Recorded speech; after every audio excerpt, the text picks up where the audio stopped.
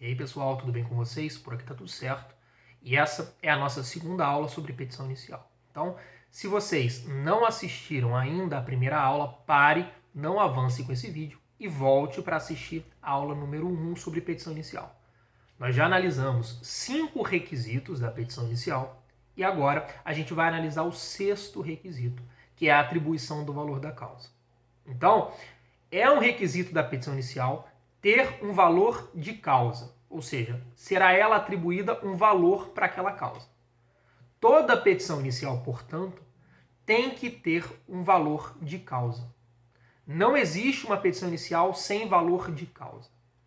E essa exigência, ela parte do artigo 319, inciso 5º, e também do artigo 291 do Código de Processo Civil. Olha só, acompanhe a leitura comigo. Artigo 319. A petição inicial indicará, inciso 5, o valor da causa. E o artigo 291 e os seguintes, que também tratam dessa matéria, mas o caput do 291 diz o seguinte: a toda causa será atribuído um valor certo, ainda que não tenha conteúdo econômico imediatamente aferível. Então, toda petição inicial tem que ter o valor de causa, e o valor da causa, ou de causa, tanto faz, ele precisa ser fixado em moeda nacional. Ele precisa ser fixado em moeda nacional. Então eu não posso fazer uma petição inicial e colocar o valor da causa em euro ou em dólar.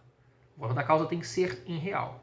E por que, professor, existe essa exigência formal? Por que eu tenho que colocar o valor de causa nas petições? Esse valor ele serve para várias finalidades. Alguns exemplos aqui que a gente vai trabalhar, Base de cálculo das custas. Nós sabemos que, muito embora haja a possibilidade de uma parte conseguir a gratuidade de justiça, os processos, em regra, não são gratuitos. Eles são pagos. E aí, para você entrar com um processo, para você ajuizar uma demanda perante o Poder Judiciário, você precisa recolher custas processuais. E essas custas processuais, elas levam em consideração também o valor da causa.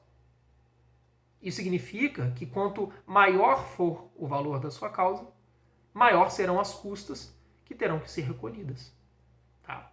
Outro exemplo, o nosso código ele é recheado de multas sancionatórias, que visam sancionar a parte por algum comportamento.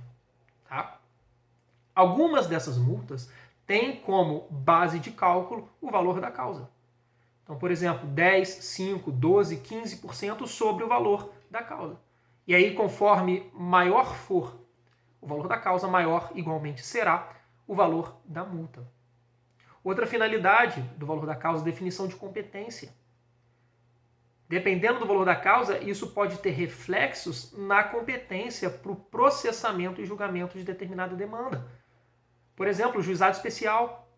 Um dos critérios de competência, um deles, não o único, mas um dos critérios, nos termos do artigo 4º da Lei 9.099 de 95, é o julgamento e processamento de causas até 40 salários mínimos. Como eu vou saber se aquela causa tem até 40 salários mínimos? Através do valor da causa. Outro exemplo, nós temos a ação rescisória, que é a ação para quebrar a coisa julgada material.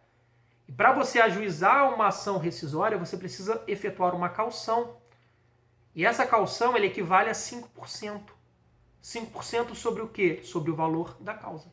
Então percebam que nós temos vários exemplos de finalidades do valor da causa. Visto isso e avançando no nosso conteúdo, eu preciso perguntar para vocês. Ok, eu entendi, mas qual é o valor da causa? Qual é o valor da causa? E aí nós temos alguns critérios para isso. O primeiro critério que nós temos é o critério legal. Ou seja, a lei estipula que naquela determinada causa, o valor da causa vai ser aquele. E se nós tivermos uma previsão legal, o problema está resolvido. Basta pegar o seu caso concreto, comparar com o que a lei diz e colocar nele, caso concreto, o valor da causa que a lei diz que ele deve ter.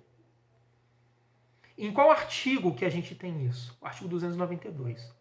O artigo 292, e agora é preciso que a gente leia, não todos, mas pelo menos alguns dos incisos, para entendermos esse critério legal. Abram o CPC de vocês no artigo 292 e vocês vão perceber que no caput traz a seguinte informação. O valor da causa constará da petição inicial ou da reconvenção. O que é reconvenção? Veremos mais para frente. Teremos uma aula para falar de reconvenção. Mas vamos nos concentrar agora na figura da petição inicial. O valor da causa constará da petição inicial e será, e agora como exemplo, inciso 1, na ação de cobrança de dívida, a soma monetariamente corrigida do principal, dos juros de mora vencidos e de outras penalidades, se houver, até a data da propositura da ação. Então imagina que eu seja seu devedor. E eu desrespeito um contrato. E aí eu sou o teu devedor de 100 mil reais, mais os juros de mora e mais uma cláusula penal de 10% sobre esse valor. E aí você ajuiza uma ação para me cobrar esse valor. Qual vai ser o valor da causa? A soma disso tudo. A soma do valor principal, dos juros de mora e das penalidades, se elas existirem. Você vai somar isso tudo e essa soma nos dará a resposta sobre o valor da causa. Inciso 3, um exemplo muito comum, na ação de alimentos. Qual é o valor da causa numa ação de alimentos? A soma de 12 prestações mensais pretendidas pelo autor. Então, por exemplo, imagina que eu seja um adolescente e precise entrar com uma ação requerendo alimentos dos meus pais. E aí eu peço 100 reais. 100 reais por mês é o que eu quero a título de pensão alimentícia. Nesse caso, qual vai ser o valor da causa? O que eu quero vezes 12. 100 reais vezes 12. R$ 1.200 é o valor da minha ação de alimentos. Inciso 5. Na ação indenizatória, eu não estou lendo todos, tá?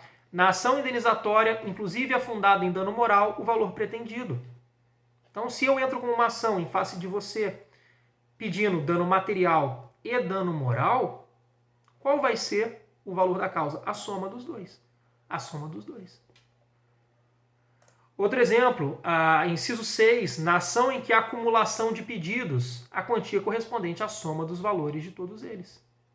Inciso 8º, na ação em que houver pedido subsidiário. O que é o pedido subsidiário? É aquela acumulação imprópria que a gente viu na aula anterior, em que eu estabeleço uma hierarquia entre o pedido que eu quero.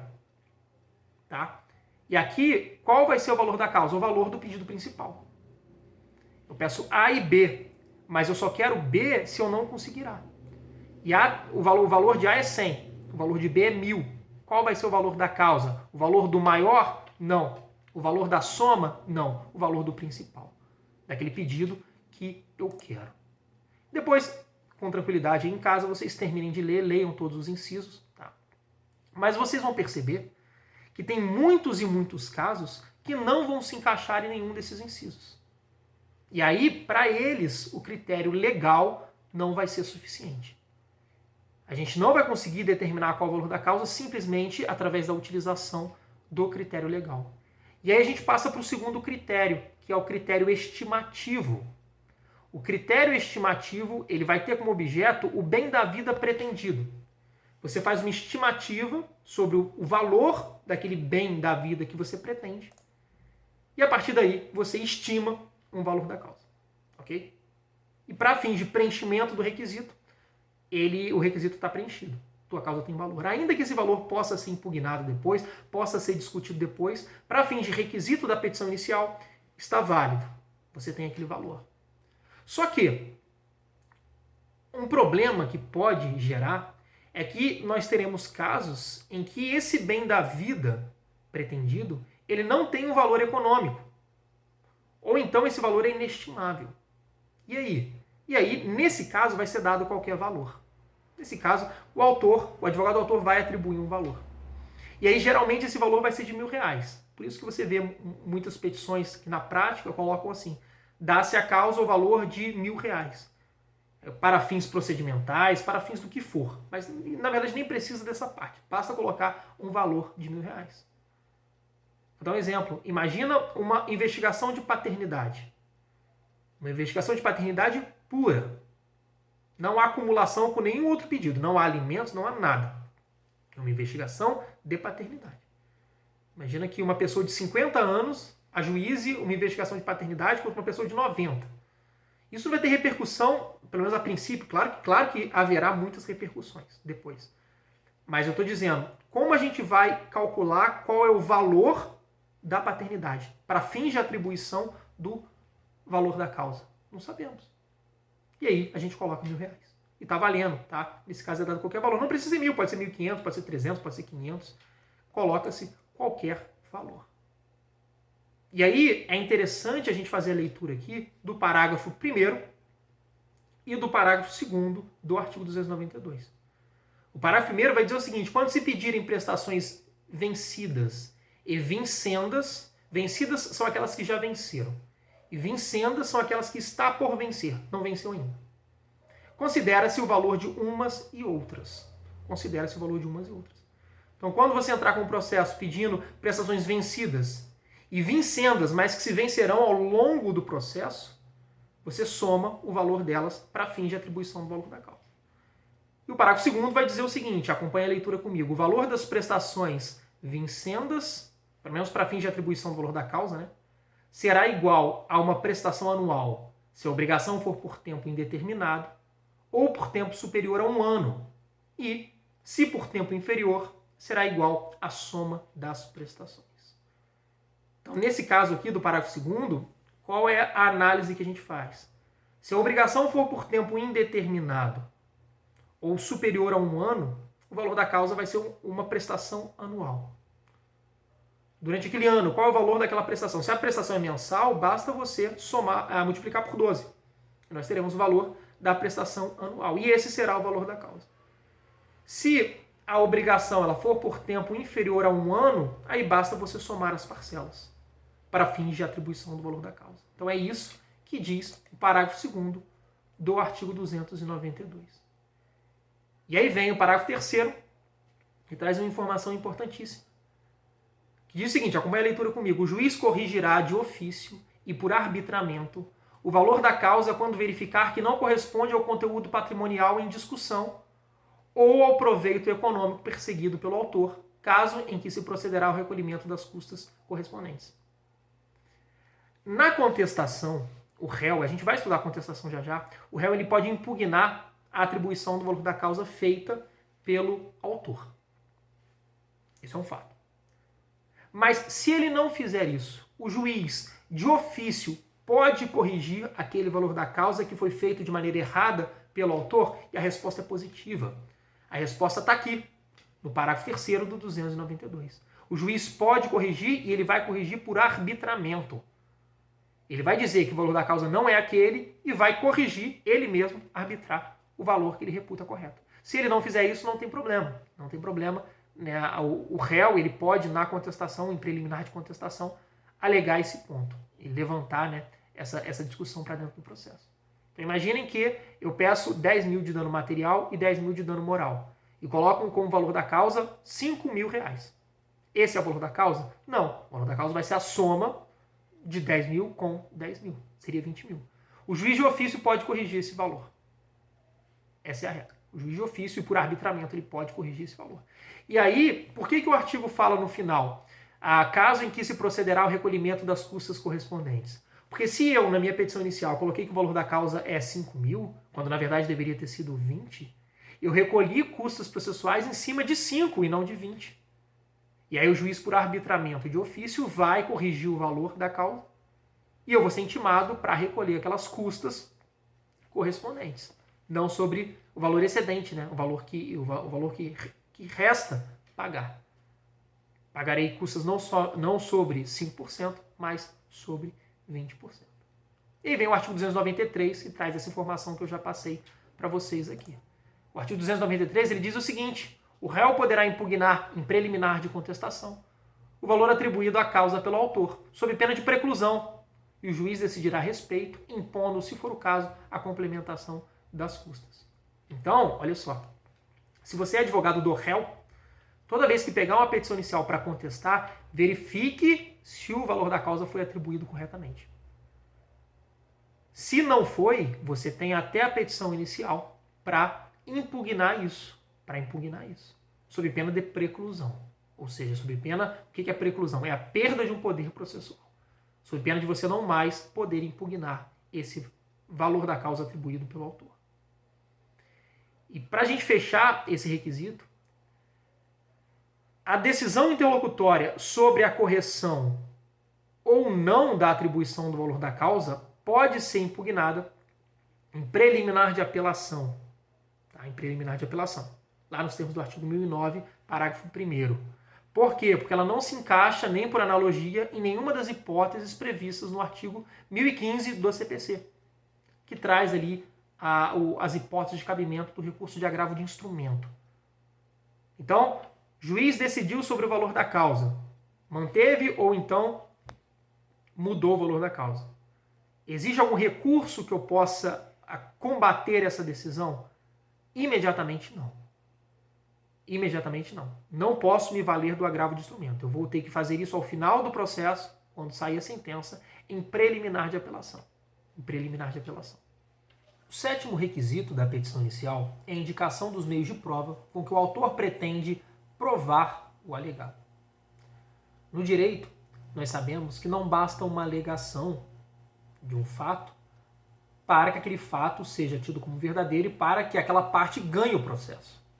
Não basta eu alegar que eu tenho direito a alimentos para pedir alimentos de alguém. Eu preciso provar algumas coisas. Eu preciso provar os fatos que eu estou dizendo na minha petição inicial. Para, a partir dessa comprovação dos fatos, o juiz determinar se eu tenho direito ou não. E aí a gente tem no processo uma fase dedicada à produção de provas, uma fase probatória no processo, em que o juiz vai analisar essas provas, essas diversas provas, prova testemunhal, depoimento pessoal, prova pericial, prova documental, para saber se a parte tem ou não tem direito. E nesse contexto, vem o legislador e diz o seguinte para o advogado. Advogado, olha só, quando você estiver elaborando uma petição inicial para o seu autor, eu quero que você indique nessa petição inicial quais são os meios de prova que você vai utilizar lá na frente. Perceba, você vai utilizar esses meios de prova lá na frente do processo. Mas eu quero que você me indique agora quais você quer utilizar. Você vai utilizar a prova pericial, se você vai ouvir alguma testemunha, se você quer ouvir a parte ré, preciso que você me indique. Por quê? Porque, em regra, compete no nosso ordenamento jurídico a quem alega provar que aquilo é verdade. Então, se eu entro com um processo em face de você, alegando que você me causou um dano de 50 mil reais, se eu não provo que você me causou esse dano, eu vou perder o processo. E vai formar coisa julgada material. Então, eu preciso provar. Mas, além de provar, eu preciso indicar os meios de prova que eu quero. Tá? E é possível, de antemão eu já aviso para vocês, o protesto genérico de provas. Como funciona esse protesto genérico? O autor protesta provar o alegado por todos os meios de prova admitidos em direito. Pronto. O que se exige agora na petição é isso. Só isso. Tá? Percebam, é sim um requisito da petição inicial. Então, em uma prova, coloquem que é um requisito da petição inicial. Se vocês estiverem fazendo uma peça, coloquem isso na peça. Mas agora eu preciso criticar esse artigo também. Esse requisito é um requisito inútil. É um requisito de pouquíssima ou zero eficácia prática. Por 2 motivos. O primeiro motivo é que nos termos do artigo 370 do CPC, o juiz ele pode determinar a produção de prova de ofício. Esse é o primeiro motivo. Ah, professor, mas eu não quero depender da boa vontade do juiz, eu quero pedir a prova. Sim, concordo com você. Você tem razão. Mas temos um outro motivo. No momento próprio, que é a fase de saneamento do processo, de organização do processo, o juiz vai intimar as partes para dizer o seguinte, ó, parte autora, manifeste-se em provas. Me diga qual prova você quer produzir. Parte ré, me diga qual prova você quer produzir. E o que vale é essa manifestação, e não a manifestação dada lá na petição inicial. Em outras palavras, se eu deixo de colocar esse requisito na minha petição inicial, mas lá na frente eu me manifesto em provas, tá valendo. Eu vou produzir as minhas provas. Mas, se eu coloco esse requisito na petição inicial, mas não me manifesto em provas lá no saneamento do processo, eu não vou produzir as provas que eu quero. Então, esse é um requisito inútil. É um requisito inútil. Mas saibam que é um requisito da petição inicial. Então, em toda a petição inicial, você vai colocar um tópico das provas, protesta o autor provar o alegado por todos os meios de prova admitidos em direito. E saibam que lá na frente do processo, de novo, vocês serão provocados a dizer quais provas vocês querem produzir. Então, fechamos aqui o 7º requisito da petição inicial, que é a indicação dos meios de prova. Agora a gente avança, caminhando aí lá para o final. Não é nosso último requisito, mas é o caminhando já para o final da nossa aula. Nosso 8º requisito é a opção pela realização ou não da audiência de conciliação ou de mediação. A gente vai ter uma aula sobre essa audiência, mas saibam que hoje, na vigência do CPC de 2015, o réu ele não é mais citado, como era no CPC anterior, para contestar. Hoje, o réu é citado para comparecer a uma audiência, que vai ser uma audiência de conciliação ou de mediação, a depender do caso concreto. A depender do caso concreto. E aí, depois da audiência, se não for possível a autocomposição, se não for possível o acordo, aí sim inicia-se o prazo para contestação. E o réu, pelo procedimento comum, terá 15 dias para contestar. E por que o legislador fez isso? Porque ele entendeu que é muito mais fácil você conseguir uma autocomposição quando a parte autora não viu ainda a contestação do réu. Porque depois que o autor ele vê a contestação do réu, isso exalta os ânimos das partes e a autocomposição ela se torna mais difícil. E aí, nesse contexto, o objetivo não é dar uma aula sobre audiência agora, a gente vai ter um momento próprio para isso, mas nesse contexto, na petição inicial, o autor ele deve manifestar se ele tem interesse ou se ele não tem interesse nessa audiência de conciliação ou de mediação. E essa exigência ela vem prevista no artigo 319, inciso 7º do CPC. E aqui, uma primeira observação importante é que não há necessidade do autor fundamentar nada. É dizer sim ou não. Então, o autor informa que tem interesse na designação da audiência de mediação ou conciliação. Só isso. Ele não precisa dizer o porquê.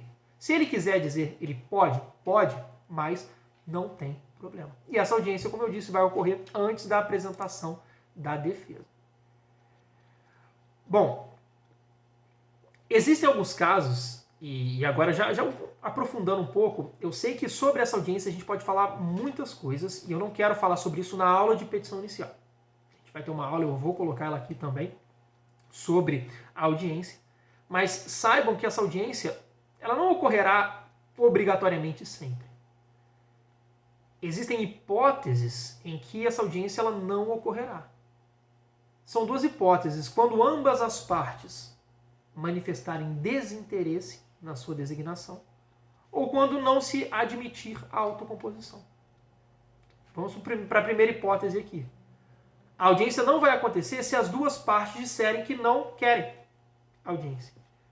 E é exatamente por isso que o autor deve, na sua petição inicial, dizer se quer ou não. Porque percebam, se o autor fala que quer a audiência, o réu vai ser citado, a audiência vai ser designada, o réu vai ser citado, e ainda que o réu diga que não quer, ele vai ter que comparecer à audiência. Não existe um dever de celebrar acordo, mas existe o dever de comparecimento. E se ele não comparece, ele inclusive vai ser multado. A multa está no parágrafo 8º do artigo 334. E aí, percebam, eu, autor, tenho que colocar na petição inicial se eu quero ou não. Para o juiz saber se vai ou não ter audiência. E notem que, ainda que eu diga que eu não quero, a audiência vai ser designada. Ela só não vai ser designada se eu disser que não quero e o réu também disser que não quer. Mas para isso eu preciso me manifestar na petição inicial, se eu quero ou não. E aí, se eu digo que não quero, o que vai acontecer? Eu falo que não quero, a audiência vai ser designada, o réu fala que não quer, ele tem um prazo para isso, que a gente já vai estudar, e a partir do momento que o réu fala que não quer, o prazo dele para contestar começa a correr e a audiência é retirada de pauta. Mas se o autor fala que quer e o réu fala que não quer, a audiência vai ser mantida. Eu preciso das duas partes, partindo do pressuposto que é um autor e um réu, não há litisconsórcio aqui, eu preciso da manifestação das duas partes para que não haja a audiência. Tá? Aí a gente tem aqui uma questão interessante, que é a seguinte. E se o autor ele não se manifesta em relação a essa audiência na petição inicial? Qual a consequência disso? Fiz minha petição inicial, ela está perfeita, preenche todos os requisitos do artigo 319, mas eu não mencionei nada em relação à audiência. Bom, então não preenche todos os requisitos, né? Faltou um, que é a audiência. E aí? E aí a gente vai ter uma divergência aqui. A doutrina majoritária, uma primeira corrente, vai entender que essa petição ela é irregular. E sendo irregular, o juiz ele deve determinar que o autor a emende no prazo de 15 dias. A gente vai estudar, depois da petição inicial, a gente vai começar a estudar as posturas do juiz diante da petição inicial. E uma das posturas que ele pode ter é determinar que o autor emende a petição inicial. O que é emendar? Acrescentar alguma coisa que ficou faltando. E só uma observação importante, o juiz ele deve determinar a emenda e deve indicar o que tem que ser emendado. Então, ao autor,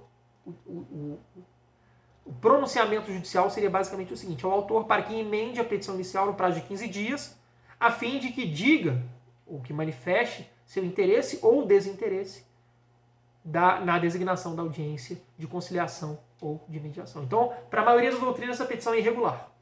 Só que a gente tem uma corrente que é minoritária, defendida pelo professor Fred Didier Júnior, que diz que o silêncio do autor, nesse caso, deve ser entendido como um indicativo de vontade para que haja audiência.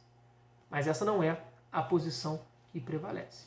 Ok? Com isso, a gente passa para o nosso próximo requisito, que é o requisito de número 9, que é o requisito de número 9, e é o nosso último requisito.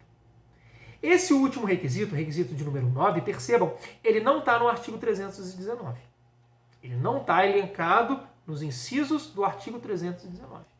Nós já vimos todos os incisos, já analisamos também os seus parágrafos, e esse requisito ele vem expresso no artigo 320 do Código de Processo Civil, cuja redação é a seguinte: a petição inicial será instruída com os documentos indispensáveis à propositura da ação. Então, é um requisito da petição inicial que a petição inicial venha instruída com documentos indispensáveis à propositura da ação. Percebam, é um requisito de fora da petição inicial. É um requisito extrínseco da petição inicial. E é por isso que ele não está no 319, é por isso que ele tem um artigo próprio para ele, que é o 320. E como regra, a prova documental, o documento, né? A prova documental, ela deve ser produzida, ela deve ser feita no momento da postulação, no momento da distribuição da petição inicial. Está no artigo 434 do CPC, a gente não precisa ler ele agora. Tá? E o que seria documentos indispensáveis, né? O que o legislador quis aqui dizer com documentos indispensáveis? São aqueles que a lei expressamente exijam para que a ação seja ajuizada. Então, por exemplo, na execução, para eu ter execução, eu preciso de um documento específico. Que documento é esse? Esse documento é chamado de título executivo, que pode ser judicial ou extrajudicial. Se eu quero ajuizar uma ação de execução em face de alguém, eu preciso ter um título executivo. E se eu ajuizo essa ação sem o título executivo, o juiz vai determinar que eu emende essa petição inicial para que coloque ali o título executivo. Imagina um cheque passado para alguém sem fundos. E aí a pessoa entra com um processo de execução em face do sacador do cheque, diante daquele inadimplemento, só que não junta o cheque no processo. Esse é um documento indispensável à propositura da ação. A prova escrita na ação monitória também é um documento indispensável para o seu ajuizamento. A procuração, em qualquer processo, a procuração, temos hipóteses lá que o advogado poderá atuar sem procuração, são hipóteses excepcionais, mas em regra a procuração ela tem que vir junto com a petição inicial. E a doutrina fala também que aqueles documentos que o autor menciona na sua petição inicial também são documentos indispensáveis. Então imagine que eu entre com uma ação em face de um banco, de uma instituição financeira, alegando aí juros abusivos, alegando anatocismo. Nesse caso, se eu faço menção ao contrato nessa petição inicial, eu devo juntá-lo na petição inicial. Se eu não tiver ele, eu posso pedir para o juiz intimar a instituição financeira para demonstrá-lo. Mas perceba, se eu tenho, eu preciso juntar. Se eu digo na petição inicial que ele foi juntado, que ele está sendo juntado junto com a petição inicial, ele está instruindo a petição inicial, ele se torna aqui um documento indispensável. Tá? Bom, algumas observações para a gente poder fechar essa parte e fechar inclusive a nossa aula sobre petição inicial. A gente não vai estudar aqui as posturas do juiz diante da petição inicial. Isso vai ficar para uma outra aula. O estudo agora é só realmente da petição inicial. E na verdade eu tenho 4 observações para fazer com vocês em relação a esse requisito. A primeira observação é que não instruindo a inicial com o documento indispensável, o STJ entende que o juiz deve determinar a intimação da parte autora para que ela emende a petição inicial. Isso por quê? Porque esse vício é um vício sanável. Um vício sanável. Se o juiz puder corrigir o vício, ok, ele corrige. Corrige como? Mandando a parte juntar aquele documento. Tá? E a segunda observação é que é possível a posterior produção de prova documental. Então não é toda a prova documental que vai ter que ser juntada quando da distribuição da petição inicial. As hipóteses, né, de posterior produção de prova, elas estão lá no artigo 435 do CPC, que a gente também não vai ler. Mas saibam que é possível. E a terceira observação é que é perfeitamente possível a aplicação analógica do parágrafo 1º do artigo 319, para que o juiz tome diligências necessárias para a obtenção daquele documento. Então vamos supor que na minha petição inicial eu mencione a existência de um documento, como no exemplo que eu acabei de dar. Só que esse documento não está comigo. Eu quero ajuizar uma ação em face de uma instituição financeira. E eu não tenho contrato. O contrato está com a instituição financeira. Não tem problema. Eu posso fazer menção ao contrato e pedir para que o juiz tome as providências necessárias para obter esse documento. Ele vai oficiar o banco e determinar que o banco entregue esse documento, que mostre esse documento. Tá? E a quarta e última observação é que pode o autor, na petição inicial, solicitar a exibição do documento, que não obstante tenha sido alvo de sua referência na petição inicial, esteja em poder do réu, como a observação anterior que eu disse, ou de terceiro. Imagina, eu entro com um processo em face de alguém e preciso de um documento que está com um terceiro, que não é esse alguém, não é esse réu. Eu posso solicitar a exibição desse documento na minha petição inicial? Sim, posso. Beleza, gente? Com isso, finalmente a gente encerra aqui o estudo da petição inicial. Beleza? Qualquer dúvida, estou à disposição de vocês.